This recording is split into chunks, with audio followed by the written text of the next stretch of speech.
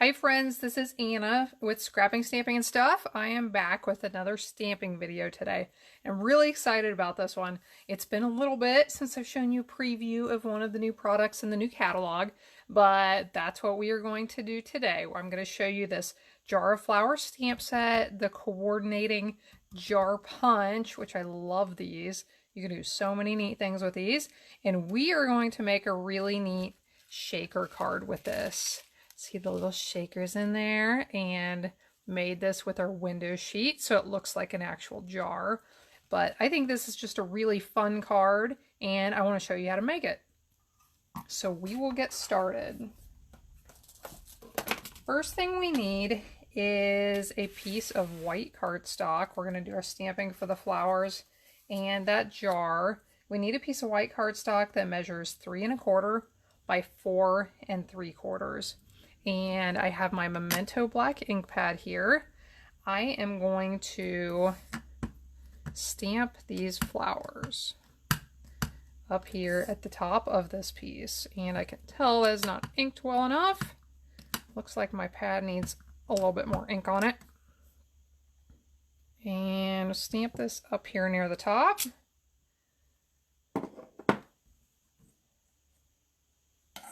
Now I want to punch out right below that where it looks like the jar would be.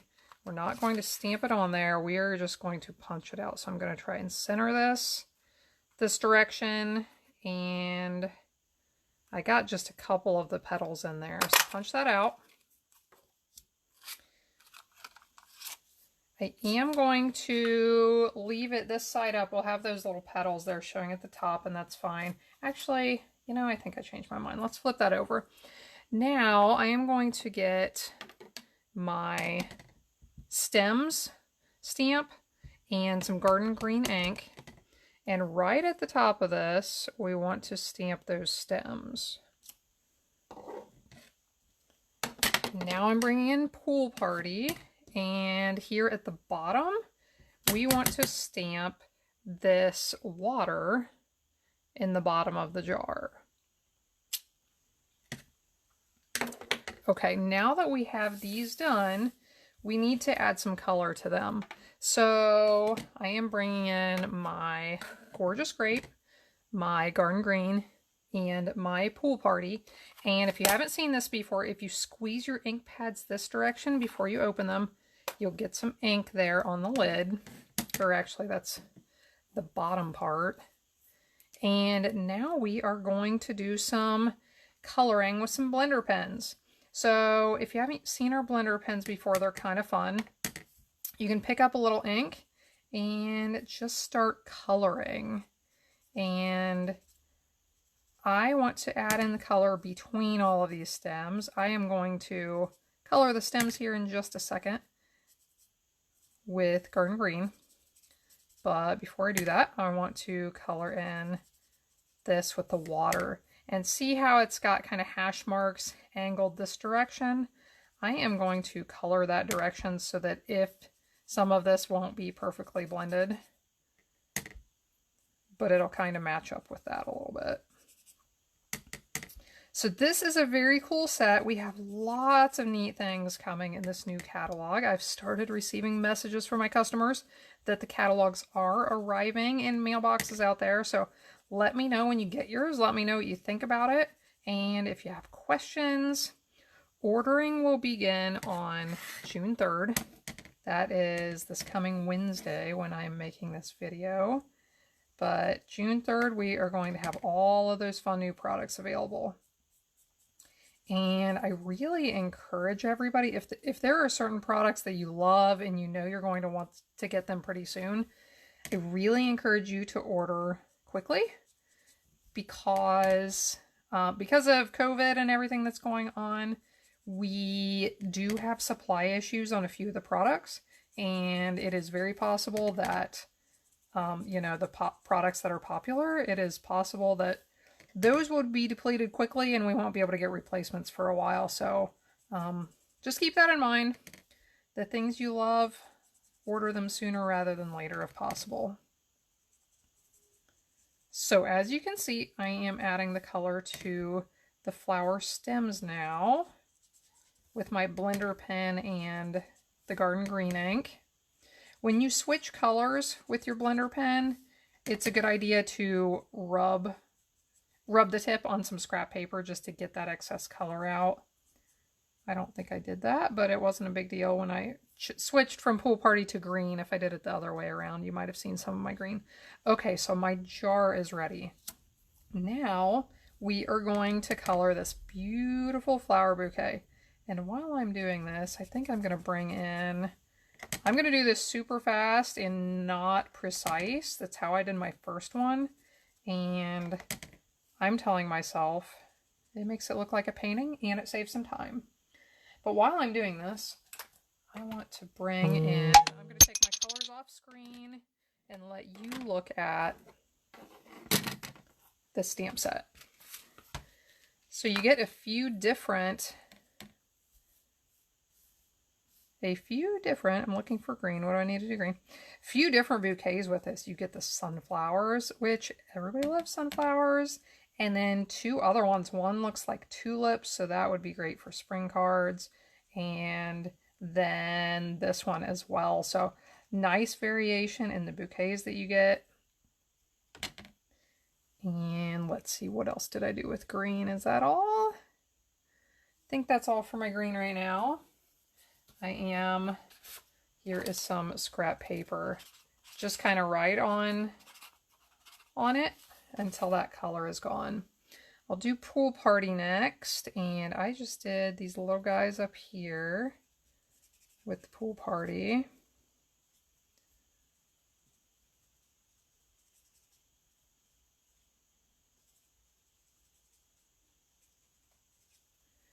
And these berries, we'll call them. I'm not exactly sure what that is.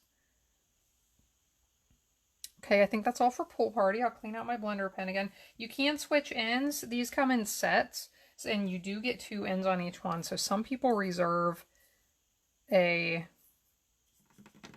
one end for blues and one end for greens and one end for purples. And that really is a good way to do it. I'll be honest, I've never done it that way. That might be violating like a cardinal sin of using blender pens. I'm not really sure, but it works for me. So I guess the point is it doesn't really matter as long as you clean out that ink before you switch colors. So when I am shading flowers, I really like to try to add more color where it would be deeper in the flower. Doesn't always come out that way. I'm gonna just kind of add some color in here and not worry about it too much. But if you want to spend a little bit more time, you can do it that way where you're adding more of that color down in farther. Okay, we'll move on to the next one. I'm going to do this one a little bit faster, I think. My first one, which you can see here, I did that one extremely fast. I think I'm actually taking more time on this one than I did on that first one. So this doesn't have to take a lot of time. You can just add it and swirl out. If you're going to do it that way, I would start in the center with your darker and then just kind of blend it outward from there.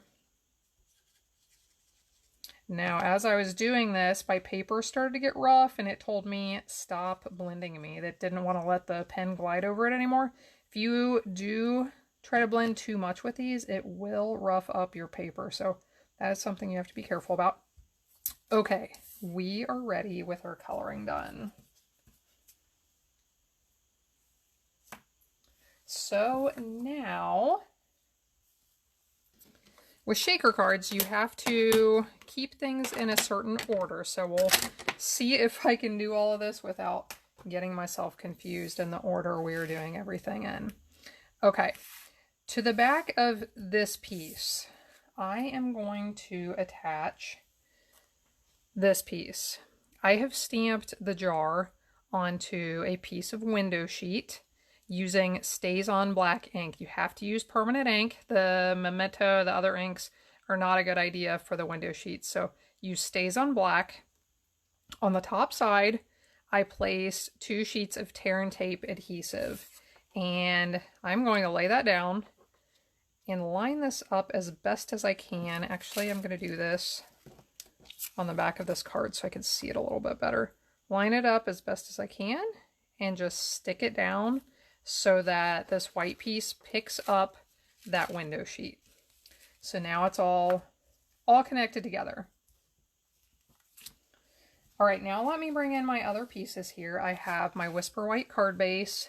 I have a piece of Gorgeous Grape that measures 3.5 by 4 5/4. And I am going to bring in, I guess my card's upside down.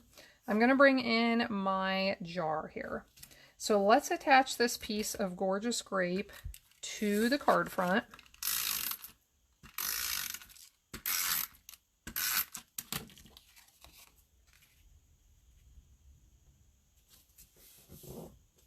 And we want to attach the jar in the place where it's going to line up with everything. So I'm going to want to attach this piece so that that purple mats it evenly all the way around. I am going to want to attach this jar in the background in the right spot. So I am going to use some snail, and you'll see my ever so precise way of lining this up. So right about there, I'm going to slide this out. I am going to drop that down. I'm not pressing it down. I want it to stay loose in case I need to move it. This is about where I want my piece, and I think I need to bump it up a touch. If I can. Let's try that again. Line it up, see if it looks pretty good. And I think that looks pretty good. So stick it down. Now, the next step is to attach foam adhesive strips to the back of this white piece. If you've ever made a shaker card, you know you need some long foam adhesive strips. So I will show you how to do this. We are going to need a foam adhesive strip that goes all the way around this jar. You don't want it to be visible from the edges there, but you want it to go all the way around. So I'm going to pull one of these off, the whole thing, and I like to just wrap it around all the way. So I'll show you this on the corners. I'll bend it. If you prefer to cut it and have sharp corners, you can do it that way. I just sort of mold it here around the jar. When we come back this way, it needs to line up and match exactly there. You do not want any gaps here, because if you have gaps, you will have little shaker beads falling out of the gap. Okay, so there's that. Now we need strips that go down the edges just to hold this whole piece up. That one's a little long, so I'll trim it off. And same thing on this other edge.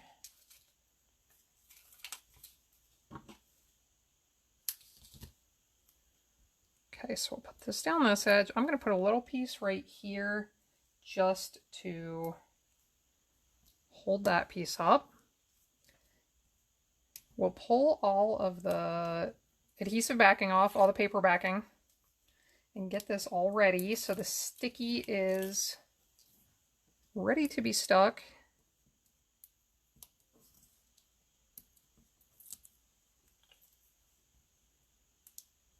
And then we're going to bring out the fun part. The fun part. The Flowers for Every Season gems. These are one of our new embellishments. And here you can see what they have, 2 different colors. And kind of there's an assortment. There are some that just look frosted. There are some that are faceted and iridescent. So it's kind of a fun assortment that there's a few different types in here. And we are going to set these right there in the center of the jar. And deciding how many to put in can be a little bit of a challenge. You don't want to get too many because they'll fill up the space and not move around at all.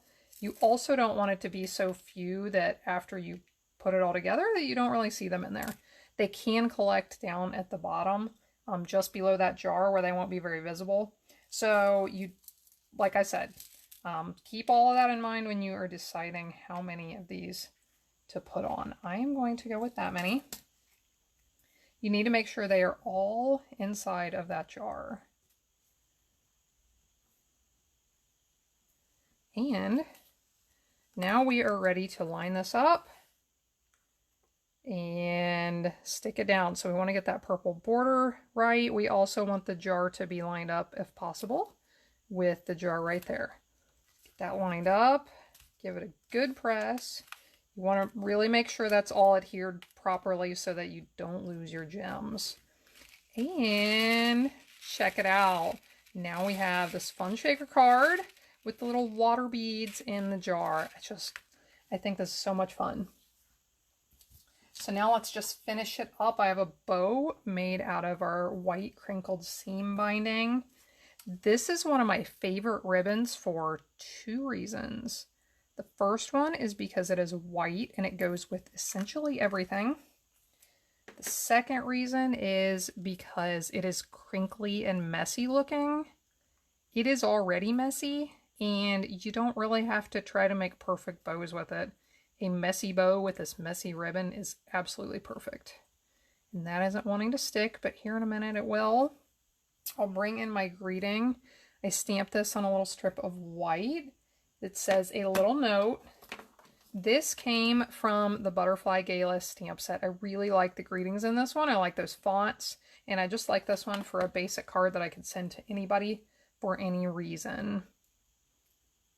The Jar of Flowers stamp set doesn't come with any greetings, so that's why I pulled this one in. And I have a couple of dimensionals on the back. I'm gonna stick that right on, press my, bow is still not attached, so I will let this sit for a couple of minutes. But there you go. We have a couple of really pretty shaker cards with the Jar of Flowers stamp set and our new jar punch. So I hope you enjoyed this video. Thanks for listening to my notification sounds and playing along and sticking around to the end. I hope to see you back in another stamping video. Thanks, everybody.